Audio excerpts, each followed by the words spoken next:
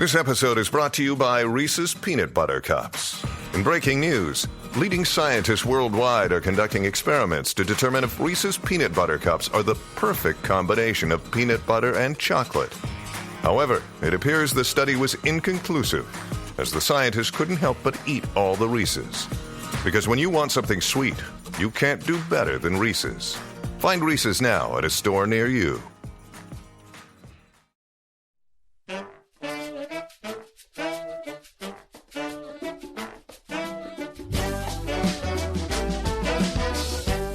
Welcome to the summer podcast edition of A Way with Words. I'm Martha Barnett. And I'm Grant Barrett. Hello, you have A Way with Words. Hi, this is Patty Parson. I'm from Denver, and I get to hear you on podcasts. All right. Welcome, Patty. Oh, hello. Every time I hear your show, I came up with all sorts of new questions. And I heard your show where you did the word buffet as in a piece of furniture. Mm-hmm. And I remembered when I moved to Denver in '83, all these apartment buildings had signs out front that say buffet $500, buffet $700, and we didn't think they were all selling furniture. Or breakfast. Or breakfast, right. So we finally decided it meant studio apartment kind of thing, or a place maybe only big enough for a buffet or something. But I've never, had seen it any other place, and now it's really decreased the usage here. They're starting to use studio apartments. And I was just wondering if that was really what it meant and where it came from. It's interesting that you should say that because this use of buffet to mean a studio apartment is one of those things that a lot of Coloradans put pride in. They think of it as one of the distinctive characteristics of their own language. There's a little bit of kind of what I call civic pride in this oddity. So it's a Colorado term? I mean, it's a regional...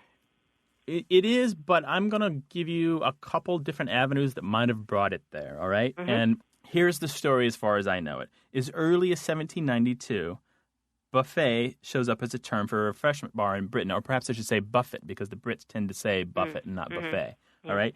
Now, you're saying to yourself, what's the connection here? Just hold on just a second.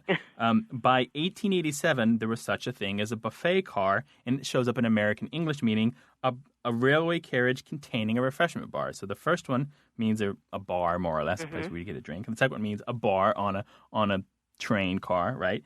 Now, there's a Scots word with a variety of similar spellings, some of them like B-O-F-E-T or B-U-F-F-A-T-E, very similar to the word buffet or buffet, that means stool.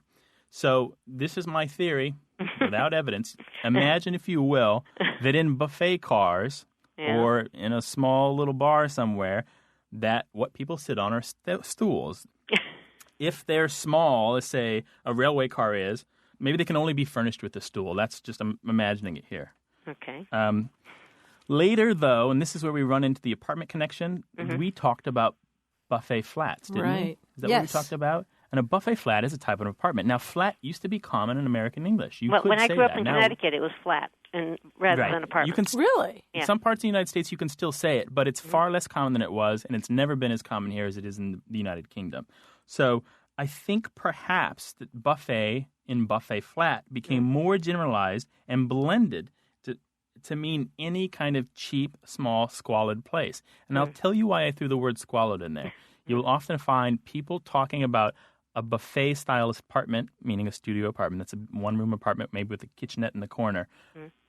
They'll talk about them in terms of being less than desirable. A place you only go, say, if you just got a divorce and you got no money, or you're a college student right out of school and you're flat broke, or you're an alcoholic and you got nowhere to go, so you find the cheapest buffet. Find the cheapest buffet flat you can and you live there. So, Patty, did you say you lived in buffet flats before? No, I just saw the signs outside the apartment buildings when we were driving around looking for a place to live. Oh, I see. Any indication whether or not they're desirable places to live? No. I mean, the outside of the building didn't look that bad, but you never know.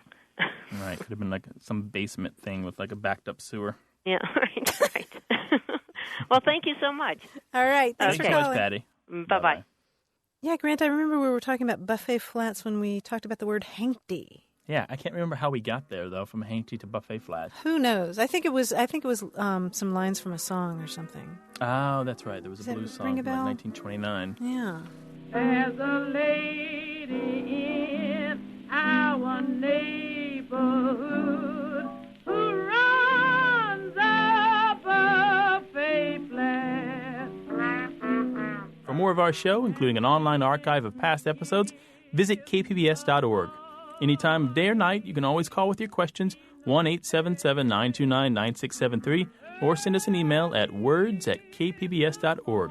Support for A Way with Words comes from ThinkMap, maker of the Visual Thesaurus, an interactive dictionary and thesaurus. The Visual Thesaurus brings language to life. Learn more at visualthesaurus.com.